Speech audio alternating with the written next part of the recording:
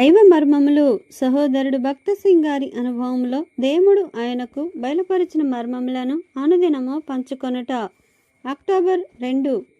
నేను మిమ్మల్ని లోకములో నుండి ఏర్పరచుకొంటిని. యోహాను సువార్త 15వ అధ్యాయము 19వ వచనము. ప్రభు అయిన యేసుక్రీస్తు యొక్క నిజమైన స్నేహితులుగా నుండుటకు మనము పాత స్నేహముల నుండి విడిపించబడవలెను. మనము పాత స్నేహము నుండి, ఐక్యతల నుండి, సంబంధముల నుండి సంపూర్ణముగా తెంచివేయబడవలెను. మనము లోకము నుండి, దేవుని స్నేహములో ఆనందించలేని లోకమిత్రాదుల నుండి దేవుని బలమైన హస్తము చేత బయటకు లాగబడినట్లు యోహాను సువార్త 15వ అధ్యాయము 19వ వచనంలో గుర్తించుచున్నాము.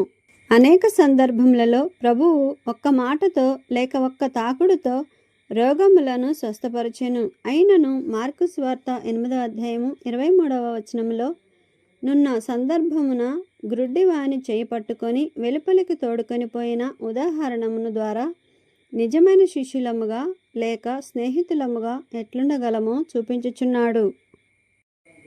ఆ దినము వరకు గ్రుడ్డివాడు తన బంధువులు లేక స్నేహితుల చేత నడిపించబడుచుండెను.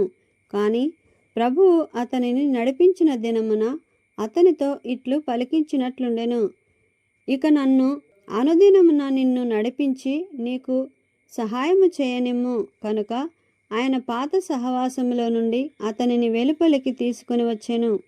ఆయన మహత్కార్యములు చేయుటకు భయపడి కాదు గాని ఒక ఉద్దేశముతో అట్లు చేసెను. అదే ఉద్దేశముతో అబ్రహాము తన రక్త సంబంధులను స్నేహితులనందరినీ విడిచిపెట్టుటకు బలవంత పెట్టబడి నూతన బంధువులను పొందెను.